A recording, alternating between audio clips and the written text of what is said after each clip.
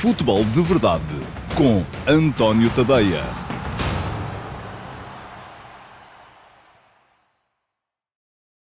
Olá, meus amigos, muito boa tarde e sejam muito bem-vindos à edição número 101 do Futebol de Verdade. Hoje é quinta-feira, dia 4 de janeiro de 2024 e esta é a edição número 101, bem entendido, para a temporada de 2023-2024, porque o Futebol de Verdade já está por aqui no meu canal de YouTube há seguramente...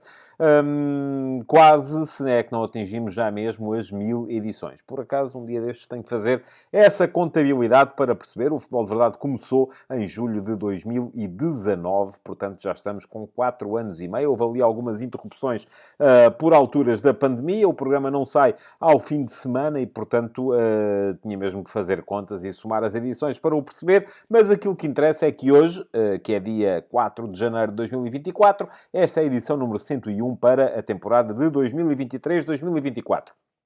Hoje vamos ter, tal como temos neste novo formato, no Futebol de Verdade, das 18 horas, porque o Futebol de Verdade mudou de horário. Era habitualmente ao 12h30, eu nunca conseguia ter o programa pronto a horas e, portanto, acabei por passá-lo para as 18 horas. É este o horário do Futebol de Verdade na segunda metade da temporada 2023-2024, às 18 horas, aqui no meu canal de YouTube. Quem quiser ver logo às 18 horas em direto, pode ir comentando no live chat e eu estarei por lá também para responder aos vossos comentários e até a perguntas que façam por lá. Quem não quiser ou não puder ver em direto, pode sempre ver em diferido, pode ver mais tarde, porque o programa fica gravado e disponível. Mas ia dizer que hoje vamos ter aqui, na edição do dia do Futebol de Verdade, 18 horas, as duas secções permanentes do programa. E quais são elas? Primeiro que tudo, os ataques rápidos. Vou pontuar aqui, até com alguma velocidade, as notícias da atualidade e às vezes, e hoje vou ter um caso desses, algumas dessas notícias poderão eventualmente vir a ser respigadas para amanhã poder vir a escrever sobre elas no meu Substack, em tadeia.substack.com, mas já lá chegaremos. E depois ainda o Q&A, que é a parte do programa em que eu respondo às vossas perguntas, que são um bocadinho mais elaboradas. Não são aquelas perguntas rápidas de live chat, são perguntas com um bocadinho mais de tese associada, vamos lá, e às quais a resposta também tem que ser um bocadinho mais demorada e, portanto, não se extingue nos 200 caracteres que são permitidos no live chat. Vamos ter essas duas secções já a seguir, aqui mesmo no Futebol de Verdade. Antes, deixem-me avisar-vos de uma coisa, é que amanhã, sexta-feira, não haverá Futebol de Verdade live. E não haverá porquê? Vou explicar. E eu fui alertado para esta questão, porque ainda não tinha avisado, no meu servidor de Discord, por um dos subscritores premium do meu Substack, que foi lá perguntar: António, como é que é? Amanhã há Futebol de Verdade live ou não há? E a que horas é? É ao 12h30 ou é às 18h? Bom, vamos lá esclarecer as coisas. O Futebol de Verdade live é sempre à hora do Futebol de Verdade. Portanto, era às sextas-feiras, ao 12h30, porque o programa era ao 12h30. Portanto, agora que o programa passou para as 18 horas, o Futebol de Verdade live é às 18 horas. É assim, é muito... Podia ser de outra maneira, mas foi assim que eu decidi. Agora, o que acontece é que amanhã vai começar a 16ª jornada da Liga Portuguesa e o primeiro jogo, creio que é o Sporting Estoril, é logo às... E ainda não estou... Eu estou a dizer creio que, porque ainda não comecei a olhar com atenção. Eu vou aqui, os dias vão sendo vividos dia a dia. Mas agora, só para não dar aqui uma informação errada, exatamente, é o Sporting Estoril às 18h45. Portanto, o tempo vai ser muito à justa para podermos ver o Futebol de Verdade às 18 horas. Acaba o Futebol de Verdade por volta das 18h30 e vai toda a gente ver o Sporting Estoril, porque é, eu incluído, o início desta 16ª jornada, penúltima jornada da primeira volta da Liga Portuguesa. Mas em condições normais, não havendo futebol de alto nível das competições portuguesas, bem entendido, tão cedo, à sexta-feira, o que vai acontecer em futuras semanas é que, às 18 horas, teremos o Futebol de Verdade Live e, no fim do Futebol de Verdade Live, que dura 45 minutos à partida, entra a edição do dia do Futebol de Verdade às 18h45. Desta vez não vai acontecer, porque eu não vou querer estar a competir, naturalmente, com a Liga Portuguesa. Não é para isso que eu aqui estou. Muito bem. Já sabem que durante o fim de semana também Isso começa amanhã. Vamos ter edições do Futebol de Verdade Flash, com o meu comentário de cerca de 15 minutos dos jogos dos candidatos ao título do futebol português. E amanhã já vai haver 2 edições do Futebol de Verdade Flash, porque vamos ter o Sporting Estoril às 18h45 e o Boa Vista Futebol Clube do Porto às 20h45. Ao fim do dia, ou ao fim da noite, neste caso, os subscritores premium do meu Substack vão receber na sua caixa de e-mail as edições do Futebol de Verdade Flash relativas aos meus comentários a estes 2 jogos.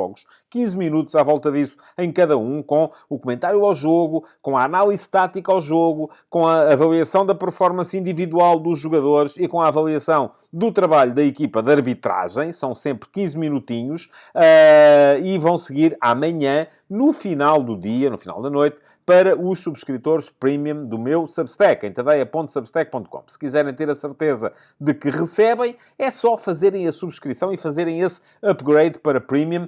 Podem fazê-lo aqui, neste link que eu aqui deixo.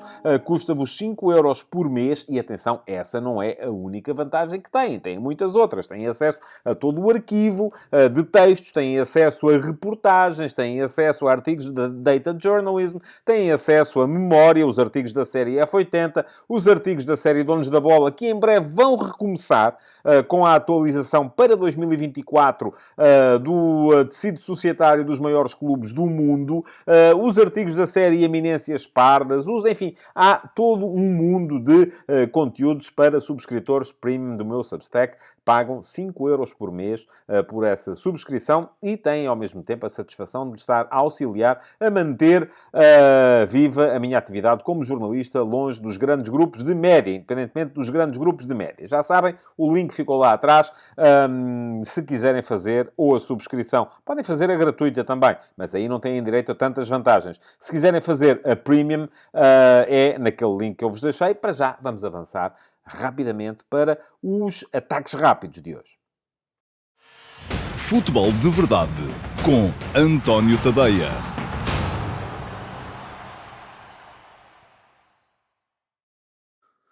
Ora, vamos lá então passar aos ataques rápidos para hoje, que é quinta-feira, dia 4 de janeiro de 2024. Começamos, como sempre, pelo futebol de ontem. E que grande jogo! Se eu anteontem vos tinha recomendado esse jogo entre o West Ham United e o Brighton and Hove Albion, que foi uma gigantesca seca, ontem não deram certamente por mau emprego o seu tempo aqueles que acolheram a minha sugestão e viram o Girona Atlético Madrid. 4-3, grande jogo, vitória do Girona mesmo já no período de compensações, permitir à equipa catalã manter-se a par do Real Madrid no topo da tabela da Liga Espanhola, quando a Liga está a virar para a segunda volta. Este jogo foi da última jornada, 19ª e última jornada da primeira volta. 3 golos do Álvaro Morata, uma belíssima exibição do ponta de lança do Atlético também, mas o Atlético já a 10 pontos dos 2 líderes, que são o Real Madrid e o Girona. O Real Madrid tinha ganho por 1-0,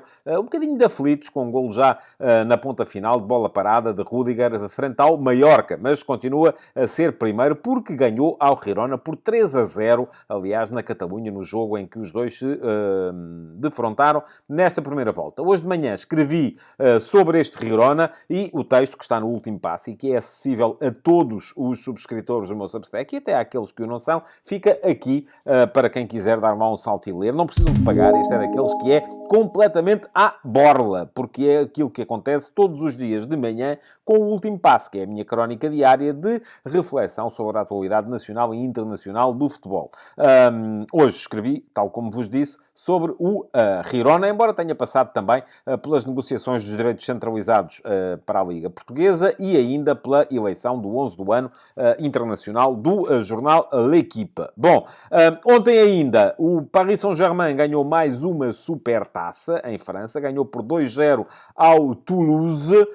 Não vi o jogo, mas a assinalar um golo de Mbappé, que no final apareceu a dizer que, bom e tal, ainda não tenho nenhuma decisão tomada, vamos a ver, não sei o que é que vou fazer, se fico aqui, se vou para outro sítio qualquer. Já vimos que vamos ter novela bem até ao final da época, e das duas uma aí, ou o PSG manda vir mais uma série de caminhões de dinheiro e consegue convencer Mbappé a renovar o contrato, ou então ele vai mesmo sair a custo zero, seja para onde for, e neste momento, já vos disse, fala-se muito, naturalmente, do Real Madrid, já se fala há muito tempo, mas fala-se um bocadinho já também da possibilidade de Liverpool. Vamos a ver se os americanos de Liverpool têm dinheiro para uma aventura destas. Ainda a assinalar, em Itália, a vitória da Roma, de José Mourinho, com muitas ausências e uma dificuldade extraordinária para construir a linha defensiva, porque não havia defesas centrais. A Roma ganhou de virada à Cremonese por 2-1 e seguiu também para os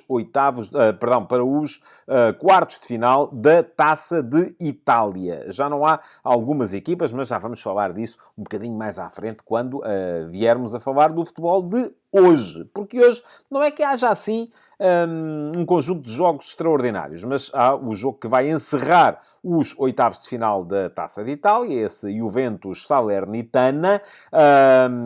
Juve é naturalmente favorita para manter-se em prova numa Taça de Itália que já não tem o Inter, que foi eliminado pelo Bologna, já não tem o Napoli, que foi eliminado pelo Frosinone, e que tem um Milan-Atalanta como principal ponto de interesse dos quartos de final, e ainda um Roma-Lazio, um derby da capital, também nessa fase. O vencedor do Milan-Atalanta depois há de jogar com o vencedor do Bologna, que é uma das grandes equipas do futebol italiano nesta época, contra a Fiorentina, e a Juventus vai ter pela frente o Frosinone nos quartos de final, se ganhar hoje à Salernitana. Ainda falta cumprir isso, que pode não ser bem só um pro forma, porque já se sabe que nestes jogos as equipas grandes tendem a poupar alguns jogadores e às vezes a coisa não corre assim tão bem. O jogo é às 20 horas, mas à mesma hora há um Palace-Everton da FA Cup, Taça de Inglaterra, e ainda assim o jogo mais interessante do dia, do meu ponto de vista, é esse, Las Palmas-Barcelona. Porquê? Porque o Barça está um bocadinho pelas ruas da amargura. Há lesões, não há Gavi, não há Pedri, estão os dois lesionados, e o Barça acaba de saber que não vai poder contratar mais ninguém nesta janela de transferências, porque a alavanca de 400 milhões de euros que tinha sido ativada pelo presidente Juan Laporta para viabilizar a possibilidade de voltar ao mercado, que tinha a ver com o investimento da alemã Libero, acabou de ruir pela base. Porquê? Porque não há dinheiro. Os alemães não vão conseguir fazer o pagamento e, portanto, o Barça não está em condições, já lhe foi comunicado pela Liga Espanhola, que não está em condições de contratar nesta janela de mercado. Já está inscrito o brasileiro Vítor Roque, que aliás está com a equipa nas Canárias, e poderá eventualmente até vir a ter hoje os primeiros minutos, quando só vai ser apresentado formalmente amanhã.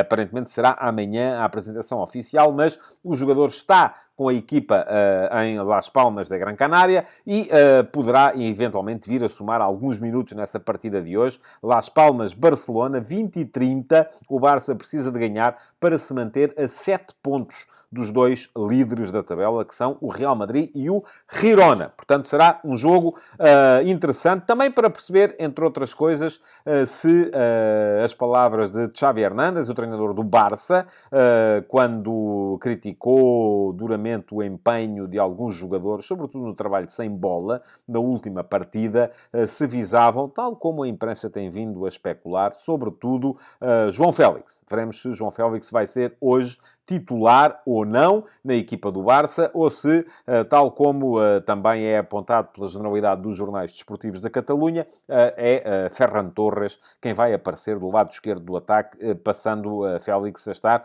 no banco. Vamos a ver, é importante até para se perceber o que é que vai ser a segunda metade da temporada de João Félix, que já terá passado aquele momento de euforia que marcou o seu início no Barcelona. Bom, a atualidade desportiva em Portugal está a ser marcada, sobretudo, pela conferência de imprensa de Sérgio Conceição. E eu, muito provavelmente, vou voltar ao tema amanhã, no último passo, enfim, não vou garantir desde já, mas é bem possível que amanhã de manhã escreva sobre o assunto. Para já, aquilo que me chamou a atenção foi o facto de Sérgio Conceição ter vindo a falar, e vou citar, ele até começou por dizer um choro de mentiras, e depois então sim corrigiu para um chorrilho de mentiras, e fala em notícias enganadoras e mentirosas. É essa a citação de Sérgio Conceição relativamente às notícias, diz ele, que diziam que ele tinha deitado ao lixo 45 milhões de euros e eram apontados uma série de jogadores. Ora, muito bem. Primeira coisa que eu tenho a dizer sobre isto é para distinguir muito bem o que é notícia do que é opinião. A notícia aqui é esta que eu vos vou dar a seguir. De todos os jogadores, e são 1, 2, 3, 4, 5, 6, 7, que o Flóculo Porto contratou acima de 5 milhões de euros nos últimos 2 anos, só um está a jogar com regularidade na equipa. Isto é uma notícia. Aqui não há mentira nenhuma. É verdade. Quais são os casos? Ivan Raime, 10 milhões de euros este ano, não tem jogado. Nico Gonzalez, 8,4 milhões de euros este ano, não tem jogado. E aparentemente diz-se que poderá estar de saída por empréstimo para o Girona. Alan Varela, 8 milhões, tem jogado, sim senhores. É o caso de sucesso no meio destes todos. Fran Navarro, 7 milhões, já saiu por empréstimo para o Olympiacos da Grécia. Estes foram esta época. Na época passada, David Carmo, 20,2 milhões, foi recentemente relegado para a equipa B.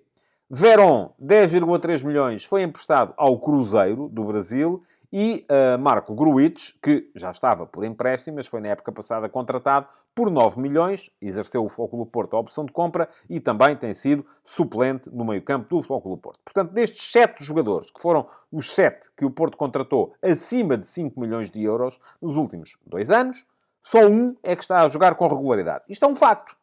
Não é uma mentira, é um facto. Agora, aquilo a que Sérgio Conceição se referia era a outra questão, que é a interpretação dos factos. Aí já não estamos a falar de notícias. Não há aqui, meus amigos, notícias mentirosas. Há opiniões com as quais Sérgio Conceição discorda, e eu vou ser franco, também discordo um bocadinho. Porque, enfim, acho que não se pode olhar para o trabalho do Sérgio Conceição e resumi-lo a este aspecto. Porque depois ele traz mais uma série de outros aspectos à colação, nomeadamente o facto de, e eu não vou também contestar estes números, porque são, lá está, factuais, e foram feitos com recurso, aparentemente, ao Transfermarkt, não fui confirmar ainda, de que o Flóculo Porto, nos 7 anos em que ele por lá esteve, entre prémios da Liga dos Campeões e da Liga Europa e vendas de jogadores, terá faturado 900 milhões de euros, enquanto que nas compras só gastou 250 milhões e há aqui um superávit de 650 milhões. Lá está. Isto é uma notícia. É um facto. Isto não é mentira. É verdade. É um facto. Portanto, não há... Agora, o que pode variar de uns para outros é a interpretação deste facto. E aqui nós podemos ter uma opinião... Eu acho imensa piada, porque as pessoas passam a vida a dizer mal dos programas de comentário futebolístico que os nossos canais de televisão têm à noite. Ainda hoje de manhã, no ginásio, estava a conversar com um colega de ginásio, um antigo internacional de polo aquático, que me dizia e tal, e você viu o que é que disse, não sei quantos, e eu disse, não vi. Porque aquilo é uma vergonha. Mas a verdade, aquilo é uma vergonha, mas toda a gente vê. Toda a gente está lá a ver. Se a pessoa quer depois vir ter uma discussão um bocadinho mais elevada e tal, isso ninguém quer saber, porque ninguém vê. É uma coisa que estamos aqui... Enfim, é como se não existisse. Mas pronto. É um bocadinho isto. Nós podemos depois ter interpretações disto que é um facto, que foi trazido pelo Sérgio Conceição. 900 milhões de entradas entre vendas de jogadores e prémios das competições europeias versus 250 milhões de saídas em compras de jogadores. E a questão aqui agora é, qual é a interpretação que nós vamos fazer disto? Se eu fizer uma interpretação de que, com tanto superávit, não percebo como é que as contas do Porto estão no estado em que estão, é uma interpretação válida. Não é uma mentira, é uma opinião. Mas é a minha. Não percebo, francamente. Agora, relativamente à primeira questão, que era aquela que o Sérgio Conceição estava a contestar, que ele não deitou nada para o lixo, há uma coisa também que me faz aqui alguma confusão, que é muito simples, que é como é que é possível o Flóculo Porto investir, e os seus... Se não tem muito para investir, e o próprio treinador do Porto realçou isso, que não tem muito para investir, mas os investimentos que são feitos, os principais investimentos, não são em jogadores que acabam por ser úteis à equipa principal. E eu dei aqui o exemplo destes 7 jogadores, que foram os 7 que o Porto contratou acima dos 5 milhões de euros nos últimos 2 anos, só um é que está a jogar. Mas isto é porquê? É porque o Sérgio Conceição não decide e não escolhe quem são os jogadores que vêm? Quem é que está mal aqui? É o treinador que não dá a sua palavra e ele garantiu que sim.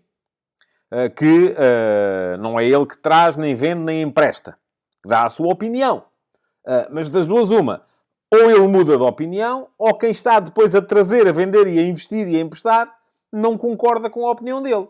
E traz outros jogadores que não aqueles que ele estará a recomendar. Portanto, eu acho que isto é um assunto que é importante olharmos para ele sob todos estes prismas e, por isso mesmo, muito provavelmente amanhã sou capaz de voltar a escrever sobre ele, mas se quiserem saber, o que têm de fazer é fazer a tal subscrição do meu Substack, em tadeia.substack.com, e amanhã de manhã receberão logo no vosso e-mail a crónica do dia. Mais coisas, e vamos fechar os ataques rápidos falando de mercado. Vai sair Tiago Pinto da Roma. O diretor desportivo da Roma já chegou a acordo com a família Friedkin para sair no dia 3 de fevereiro.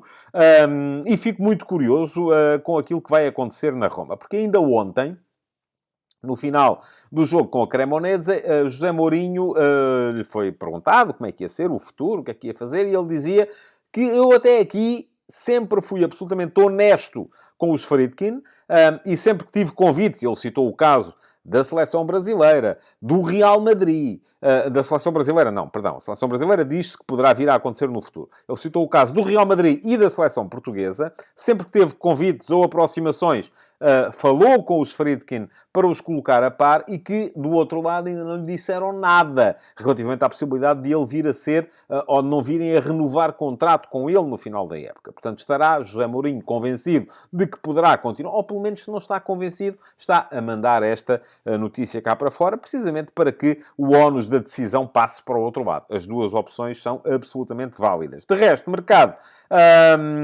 Rodrigo Pinho, o avançado que brilhou no Marítimo, passou um bocadinho incógnito pelo Benfica e, da mesma maneira, também tem estado com pouco destaque no Coritiba, no futebol brasileiro. Desceu de divisão, não marcou muitos golos, apenas 5 na última edição do campeonato. Volta a Portugal para representar o Estrela da Amadora. O Portimonense vai à procura de um ponta de lança e, nesse aspecto, foi buscar Tumble, que é um belo nome, Tumble Monteiro, ao Felgueiras, melhor marcador da Liga 3. Vamos a ver se ele consegue, ele próprio já falou nisso, replicar o efeito Beto. E ainda o Vizela a contratar Messias ao Petro de Luanda, de Angola. Já vos falei de Mbappé, que diz que não decide nem que sim nem que não, e começa a falar-se também no empréstimo de Tanlongo, que foi recambiado pelo Copenhaga para o Sporting ao Rio Ave. Foram essas as principais notícias do mercado de hoje e de ontem, dia em que já chegou a Lisboa Marcos Leonardo, o tal novo reforço do Benfica para o ataque, e vamos ver também como é que o Benfica vai recompor o seu ataque, agora que tem 4 pontas de lança para uma posição apenas. Mas sobre isso voltaremos com certeza a falar mais à frente. Vamos já a seguir ao Q&A. Futebol de Verdade com António Tadeia.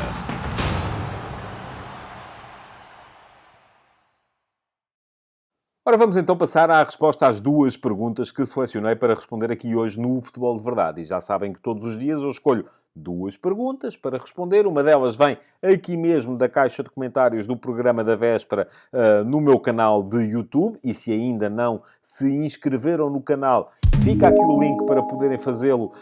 Inscrevam-se no canal e façam-me outro favor. Ativem as notificações para serem avisados sempre que houver novos conteúdos, para não perderem pitada do que se passa por aqui. E já agora agradecer o facto de muita gente ter comentado o programa de ontem. Isso é importante em termos de algoritmo. Se puderem, deixem o vosso like na emissão de hoje. Comentem, nem que seja só para dizer boa tarde. É importante que haja comentários, porque quanto mais comentários, mais gente vai ser exposta ao conteúdo. Se tiverem perguntas para fazer, aproveitem, porque também reparei que ontem houve muita gente a comentar perguntar, mas pouca gente a deixar perguntas. Portanto, se tiverem perguntas, façam o favor e aproveitem. Mas estava a dizer, uma pergunta vem daqui, do meu canal de YouTube, outra pergunta vem do meu servidor de Discord, da chatroom, perguntas do Discord, e ao meu servidor de Discord, já vos tinha dito antes, acedem os subscritores premium do meu Substack em tadeia.substack.com. São os tais que pagam os tais 5 euros por mês para terem acesso a todos os conteúdos do meu Substack. A primeira pergunta já está aí à vossa frente e é a pergunta do YouTube. Foi deixada pelo André Filipe. Olá, André, muito obrigado. E o André pergunta o seguinte. Olá, António. Quais acha que seriam as posições a reforçar, se possível, no Futebol do Porto? Um central? Um lateral esquerdo? Ou um médio-centro? O que levou a que os reforços identificados não se tenham conseguido afirmar? Fran Navarro, Nico, Carmo, no ano passado. São vários reforços que não contam ou então são apenas suplentes. Muito obrigado, André, pela sua pergunta. Já falei um bocadinho sobre o tema ali mais atrás, nos ataques rápidos. Enfim, relativamente ao que levou a que os reforços identificados não se tenham conseguido afirmar, eu acho que tem que ver, sobretudo, com dois aspectos. Um deles, a resistência de Sérgio Conceição ao novo. Eu acho que o Sérgio sente que precisa de trabalhar durante muito tempo com os jogadores para eles poderem assimilar as suas ideias. E acho que, às vezes, se calhar, é preciso ser um bocadinho mais maleável nesse aspecto. Porque depois os jogadores, alguns deles não são logo opção, acabam por tirar um bocadinho o pé nos treinos porque se sentem e isto pode levar a alguma desmotivação, mas não sei. Enfim, é preciso estarmos dentro do plantel, dentro do grupo, para ter a certeza das razões. Agora, não quero acreditar que seja uma questão de o Porto andar a contratar jogadores que não são aqueles que o treinador quer. Porque isso, enfim, faria muito pouco sentido do ponto de vista do crescimento do clube. Relativamente à pergunta mais concreta, e eu hoje vou fazer o Q&A um bocadinho mais curto, porque lá está, o programa não pode passar muito da meia hora, eu acho que isto... e, portanto, como já tinha falado deste tema antes, vou abreviar aqui um bocadinho a resposta. Mas relativamente à pergunta mais concreta e factual que deixa o André Filipe, quais acha que seriam as posições a reforçar, se possível, no Futebol Clube do Porto, eu vou-lhe dizer assim, sobretudo aquelas para as quais possam vir os jogadores que o treinador venha a aproveitar. Mas eu acho que, acima de tudo, defesas centrais. Acho que é, neste momento, a principal lacuna do plantel do Futebol Clube do Porto. O Porto tem à direita o João Mário e o PP, enfim... o PP pode ser para lá desviado. O João Mário é um jogador recentemente internacional.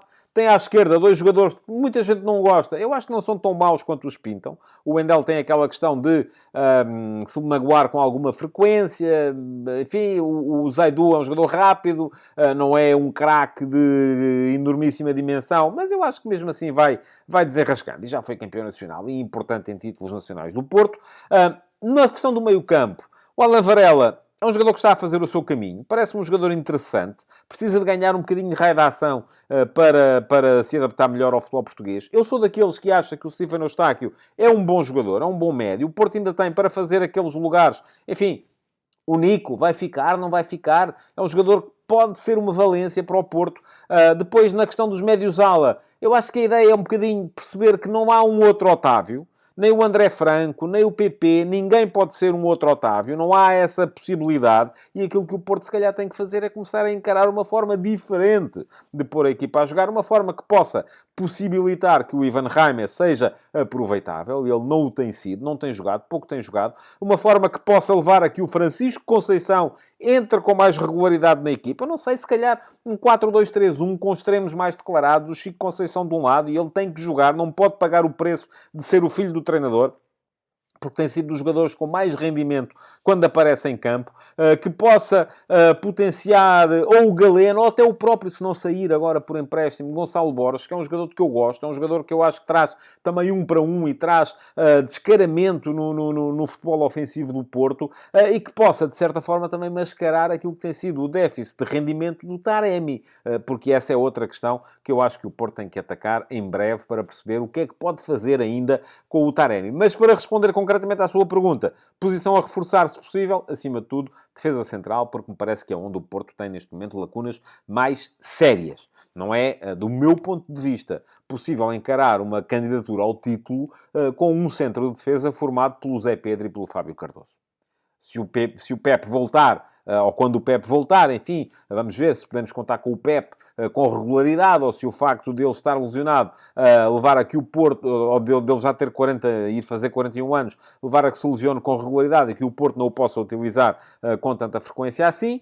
Isso é uma questão a rever, mas não há Marcano. David Carmo deixou de contar e, francamente, não me parece possível encarar a possibilidade de uma candidatura ao título com dois centrais, como são o Fábio Cardoso e o Zé Pedro. Acho que é curto, portanto, falta ali um central de qualidade inquestionável e que possa chegar e jogar. Não é para vir e aprender as maneiras de jogar deste Futebol Clube do Porto, não vão de ser assim tão difíceis e tão diferentes daquilo que se faz noutros locais. Pronto, muito obrigado, André, pela sua pergunta. Passamos rapidamente à segunda pergunta do dia, que é a pergunta que ficou no meu servidor de Discord, ao qual acedem, já sabem, os subscritores premium do meu Substack, em tadeia.substack.com, e a de hoje foi deixada pelo Pedro Miguel Santos.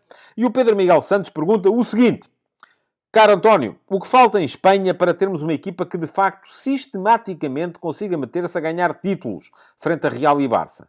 O Atlético é grande, no entanto, não acompanhou o seu crescimento de investimento e plantel e não consegue aproveitar o facto de Real e Barça não terem a pujança financeira de outros tempos, com plantéis mais competitivos. Temos as equipas bascas a aparecer aqui e acolá, o Sevilha que se eclipsou, o Villarreal que tem fogachos e um Betis que ainda não se cimentou.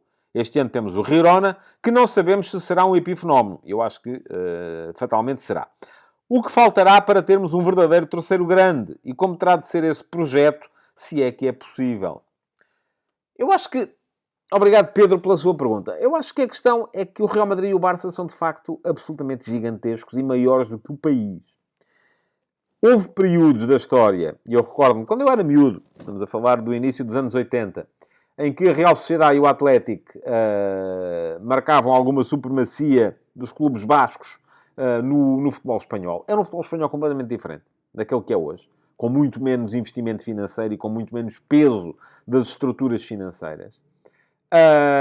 Há clubes que até se conseguem impor no plano internacional, e aqui é inevitável que pensemos no Sevilha, no Atlético de Madrid, que aliás já conseguiu ser campeão recentemente, ou até no Villarreal, mas que depois têm muitas dificuldades internamente. E têm muitas dificuldades internamente. Eu creio que aquilo que falta à Espanha é um bocadinho a mesma coisa que falta a Portugal, sendo que a Espanha, apesar de tudo, está mais à frente do que Portugal nesse aspecto, porque tem cidades mais pujantes. Não há em Portugal cidades com tecido social suficientemente, por um lado, grande, por outro lado, centrado em torno dos seus clubes, a ponto de conseguirem levar a que esses clubes sejam consolidadamente candidatos ao título. Pode haver epifenómenos. Villarreal é um epifenómeno. Villarreal é uma cidade, se não me engano, tem para aí 30 mil habitantes. Girona é outro epifenómeno. São coisas que acontecem, mas aparecem e desaparecem. Sevilha poderia ter uma destas equipas. Bilbao, San Sebastián, Valência. São cidades, se calhar, suficientemente grandes para poderem ter uma destas equipas. Agora, o grande problema, e o problema aqui vai entre aspas, naturalmente, é que mesmo nessas cidades acontece um bocadinho aquilo que acontece em Portugal. A maior parte das pessoas de lá são adeptos ou do Real Madrid ou do Barça. Tal como em Portugal, a maior parte das pessoas, em Braga, em Guimarães se calhar não tanto, mas na maior parte das cidades, são adeptos ou do Benfica, ou do Futebol Clube do Porto, ou do Sporting. E isso acaba por travar o crescimento dos projetos locais, como é natural.